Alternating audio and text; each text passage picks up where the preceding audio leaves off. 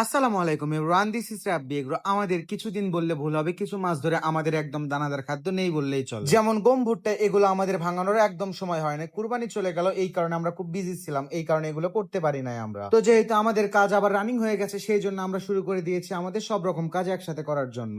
আমরা আজকে 115 কেজি সব মিলে নিয়ে আসছি আমাদের এই ভুট্টাগুলো। আপনারা দেখতে পারবেন মিটারে আমাদের সব রকম মাপ দেখাই যাচ্ছে এখানে। এটা আমাদের 15 থেকে 20 দিন অনায়াসে চলে যাবে ইনশাল্লাহ। তারপর আমরা আবার ভাঙাবো, যেহেতু এগুলো আমরা স্টক করে রেখে দিয়েছি। এখন বিসমিল্লাহর নামে উপরে তুলে দিলাম মেশিনের ভিতরে তুলে দেওয়ার পরে আমরা স্টার্ট দিয়ে দেবো আমাদের মেশিনটা। মেশিন স্টার্ট হয়ে গেছে, এর ভিতরে আমাদের কাজগুলো শুরু হয়ে গিয়েছে। আমরা ছেড়ে দিয়েছি আমাদের ভুট্টার একদম জালিটা। ভুট্টা এখন অনায়াসে শুধু পড়তে থাকবে, তারপরে ভাঙাবো ইনশাল্লাহ। ভুট্টা ভাঙানোর প্রসেসিংটা অনেক সময়ের কারণ এই জায়গায় আপনারা চাইলে দেখতে পারবেন কত অল্প অল্প করে আসতেছে ভুট্টাগুলো। প্রথম এক বস্তা দিয়ে দিয়েছি 55 কেজির, এটা হওয়ার পরে আবার 65 কেজিরটা আমরা দিয়ে দেবো ইনশাল্লাহ। তারপরে সব রকম কাজ আমাদের শুরু হয়ে যাবে। আপনারা হয়তো জানেন গম ভুট্টা একসাথে ভাঙিয়ে খাওয়াই, কিন্তু আমি এই জিনিসটা কখনো করি না। আমি আলাদা আলাদা ভাবে নিয়ে বাসায় গিয়ে একসাথে করে নিই। বাসায় গিয়ে করা এই জায়গায় করা একই বিষয়, কিন্তু একসাথে আমি কেন জানি না কখনো ভাঙায় না। এগুলো আমাদের আগে থেকেই করা হয়। প্রচন্ড গরম উঠেছে আজকে, আপনারা আমার শার্ট দেখলে লক্ষ্য করতে পারবেন ঘেমে একদম শেষ হয়ে গিয়েছে। ভুট্টা ভাঙানো প্রায় শেষ, এখন তুলে নিচ্ছি ভ্যানে, কারণ বাসায় গিয়ে এখনো ঘাস কাটা লাগবে। সকাল সকাল চলে আসছি এই জায়গায় আগে, কারণ এই কাজটি অনেক সময় সাপেক্ষ, এই কারণে সকালে চলে আসছি যেন তাড়াতাড়ি হয়ে যায়, তারপরে বাসায় গিয়ে অন্য কাজ আমরা ধরতে পারি। একে একে দুইটা বস্তা এখন আমি তুলে নিয়েছি আমার ভ্যানে তুলে নিয়ে বাসায় চলে যাব। এটি খুব গরম ছিল। আসলে যারা ভুট্টা ভাঙিয়েছে তারা জানতে পারবে যে ভুট্টা ভাঙানোর পরে এই ভুট্টাগুলো কত পরিমাণ গরম থাকতে পারে। আমার হাত একদম পুড়ে যাওয়ার মতো অবস্থা, এত পরিমাণ গরম ছিল এই ভুট্টাটি। বাসায় এসে এগুলো আগে ঢেলে নিচ্ছি। গরম অবস্থাতে যদি বস্তার ভিতরে রাখি তাহলে এগুলো দলা পাকিয়ে যাবে, নষ্ট হওয়ারও চান্স থাকে। এই কারণে এই জায়গায় ঢেলে নিচ্ছি যাতে এগুলো ঠান্ডা হয়ে যায়। ঠান্ডা হয়ে যাওয়ার পরে এগুলো আমরা ভালো মতো তুলে নিবো আমাদের বস্তাতে, তারপরে আজীবন রাখলেও আমাদের কোনো সমস্যা হবে না ইনশাআল্লাহ। এরপরে চলে আসবে আমাদের ঝামেলার কাজ, কারণ পা দিয়ে এবং এগুলো আমাদের সরিয়ে দেওয়া লাগবে। এত পরিমাণ গরম আমি এই জায়গায় পায়ে রাখতে পারছিলাম না। আমি এই জন্য চেষ্টা করতেছি খুব তাড়াতাড়ি এগুলো করার জন্য। এইখানে আমি বেশিক্ষণ থাকবো না, আমার পা একদম ছিঁড়ে যাবে। তাহলে আপনারা বিশ্বাস করতে পারবেন না এত পরিমাণ গরম এটা। যারা এই কাজগুলো করেছে তারা এই বিষয়টি জানতে পারবে যে কি পরিমাণ গরম হয়ে থাকে এই ভুট্টাটা। বেশি না, 2 থেকে আড়াই ঘন্টার ভিতরে এই গরম ভাব একদম কমে যাবে, তখন আমাদের ঝামেলাটি একদম শেষ হয়ে যাবে ইনশাআল্লাহ। এখন এগুলো ফ্যানের নিচে এভাবেই রেখে চলে যাবো আমি ঘাসের জমিতে। সকাল থেকে গরুগুলো না খেয়েছিল, এই কারণে চলে যাচ্ছি ঘাসে আনতে। ঘাস কাটতে আসলে ভালোই লাগে। এই পাশে অনেক মানুষ যারা তাদের নিজের জমিতে কাজ করছে, এবং আমি চলে যাব ঘাস কাটার জন্য। সকালে আজকে আবহাওয়াটি মেঘাচ্ছন্ন ছিল, কিন্তু দুপুর দিকে অনেক বেশি রোদ পড়েছিল। জমির এই আইল ধরে চলে যাবো আমি ঘাসের জমিতে। এইখানে গিয়ে ঘাসগুলো কেটে নেবো একসাথে অনেকগুলো। আসলে যাই হোক, ঘাস হলো আমাদের বেসিক খাবার। এইখানে আমাদের অনেকগুলো ঘাস কাটা লাগবে যাতে আজকে আর আমাদের না আসতে হয়। ডেইলি এক ঝামেলা ফেস করা আমাদের একদম পছন্দ না, এই কারণে চেষ্টা করি সকালে কেটে নেওয়ার জন্য যাতে আর দুপুরে আমাদের না আসতে হয়। জুন মাসের দিকে আমাদের এইদিকে ঢেঁড়স অতিরিক্ত পরিমাণ চাষ হয়, এখান থেকে আমাদের ঢেঁড়স গুলো বাইরে ইম্পোর্ট করে থাকি। আপনারা চাইলে দেখতে পারবেন কত পরিমাণ ঢেঁড়স হয়েছে একটা জমিতে। এইখানে ঢেঁড়স দিয়ে একদম ভরা ছিল। অর্গানিক খাবারের মজা আলাদা। আমাদের এলাকাতে কোনো পরিমাণ সার ব্যবহার করা হয় না এইসব খাবারে।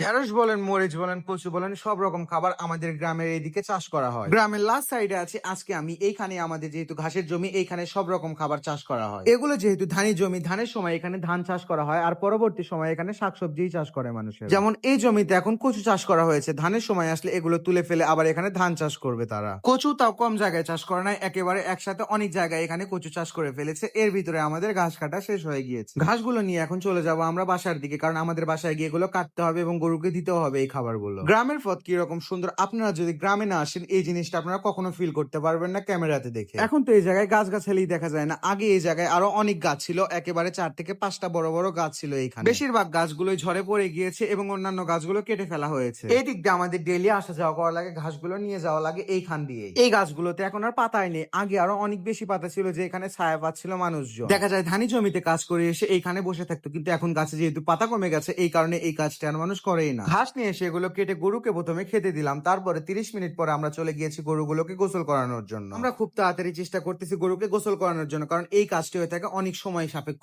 আমরা এখন আমাদের গরুকে দানাদার খাদ্যই দিই না, প্রথমে বিসমিল্লাহ নামে ঘাস দিয়ে আমরা গোসল করানো শুরু করে দিয়েছি। এই জন্য আমাদের চেষ্টা আছে খুব তাড়াতাড়ি একে গোসল করানোর, এবং গোসল করানোর শেষে আমরা চলে যাব অন্য সাইডে কাজগুলো করার জন্য। গরুর জন্য এখন আমরা খড়ি খুলি নাই, অন্য কাজও করতে হবে আমাদের। আমাদের দিনে তো কেবল কাজ শুরু হইলো। আজকে আবার আমাদের পাটের জমিতে যেতে হবে। এই জায়গায় আমাদের জমিতে পাট চাষ করা হয়েছে, সেই পাটের ভিতরে আবার নিড়ানি দেওয়া লাগবে। আপনাদের কাছে একটি প্রশ্ন রেখে গেলাম, এই উত্তরটি আপনারা দিয়ে যাবেন। এই প্রশ্নের উত্তর আমিও জানি না। আমাদের গরুগুলোকে আমরা ডেইলি গোসল করাই শ্যাম্পু দিয়ে ভালো মতো, কিন্তু তাদের শরীরে কেন জানি না ময়লা থেকেই যায়। হয়তো জোরে ঘুষে দিলে আবার লাফালাফি করে, এই কারণে আপনাদের কাছে জানতে চাই কোনো কি সলিউশন আছে নাকি এর। গরুর দুধ দোয়ানো লাগবে। ওলান একদম ফুলে ছিল, আপনারা চাইলে দেখতে পারবেন ওলান কত বড় হয়ে গিয়েছে এই জায়গায়। আসলে দুধ একদম জমে ছিল, এই কারণে গরুর অনেক প্রবলেম হচ্ছিল। তাই খুব তাড়াতাড়ি আমি পাইকারকে কল দিয়ে দিলাম যেন তাড়াতাড়ি চলে আসে। কালকে বিকাল 4টার দিকে দুধ দহন করার পরে আর আমরা দুধ দহন করি নাই, এই কারণে আপনারা চাইলে দেখতে পারবেন কত পরিমাণ দুধ এখানে জমা হয়েছিল। আমাদের গাভী দুইটাকে গোসল করানো শেষ, আর মাত্র একটি গাভী আছে। এই গাভীকে খুব তাড়াতাড়ি নিয়ে গিয়ে গোসল করা শুরু করিয়ে দিব আমরা ইনশাল্লাহ। এই গরুকে গোসল করাতে ভালো লাগে, কারণ সে একদম নড়াচড়া করে না, কারণ সে অনেক বড় গরু। বড় গরু হওয়ার কারণে সে নড়াচড়া করতে পারে না, তাকে গোসল করানো এবং গা ঘুষে দিতে আমাদের কোনো সমস্যাই হয় না। আমরা ট্রাই করতেছি খুব তাড়াতাড়ি কাজগুলো শেষ করার, অন্য কাজে আমাদের হাত দিতে হবে। এই জায়গায় যদি সব সময় শেষ করে দিই তাহলে আমাদের হবে না। এই গরুটা এখন প্রেগনেন্ট, তার এখন 5 মাস চলতেছে, এই কারণে এই গরুটা আমাদেরকে অনেক কম দুধ দিচ্ছিল। বিষয়টা অনেক স্বাভাবিক, কারণ তার পেটে আরেকটি বাচ্চা বড় হচ্ছিল, ওই জায়গায় অনেক পুষ্টি খরচ হয়ে যায়, এই কারণে সে আমাদের অনেক কম দুধ দেয়। একবার ডেলিভারি হয়ে যাওয়ার পরে 15 থেকে 17 লিটারের উপরে দুধ দেবে ইনশাল্লাহ, এরকম আমাদের একটি আশা আছে। বড় গরুকে গোসল করাতে একটি সমস্যা হয় আমাদের, তার মাথায় আমরা পানি ঢালতে পারি না, উঁচু করে পানি দেওয়া লাগে, কারণ তার হাইট অনেক বেশি, আমরা তাকে ধরতেই পারি না, এইরকম একটি ঝামেলা হয়, ঘুষেও দিতে পারি না ভালো মতো তাকে। এই জন্য দুইজন ধরেছে দুই পাশ থেকে তাকে ভালো মতো ঘুষিয়ে দেওয়ার জন্য। আমাদের গরুগুলোকে গোসল করানোর সময় চলে আসছে পাইকার দুধ দোয়ানোর জন্য, এই জন্য তিনি তার কাজ শুরু করে দিয়েছে। দুধ দোয়াতে যদি সময় নষ্ট করে তাহলে এই জায়গায় দুধগুলো একা একাই পড়ে যায়, তাই জন্য তিনি চেষ্টা করতেছে খুব তাড়াতাড়ি দুধগুলো ধুয়ে নেওয়ার জন্য, কারণ একটা দুইটা না পুরো 3টা গরু আছে এই জায়গায়, তার অনেক সময় লাগবে এইখানে, তিনি তাই জন্য চেষ্টা করতেছে খুব তাড়াতাড়ি দুধগুলো ধুয়ে নেওয়ার জন্য। আপনি গরুকে যত পরিমাণ ঘাস খাওয়াবেন দুধ তত ঘন এবং ভালো হবে, এই জন্য গাভী গরু পালনের আগে আপনি একটু ঘাসের বিষয়টি ভেবে দেখবেন। আজকের ভিডিওটি এই পর্যন্ত, সবাই আমাদের জন্য দোয়া করবেন, দেখা হবে নতুন ভিডিওতে। আসসালামু আলাইকুম।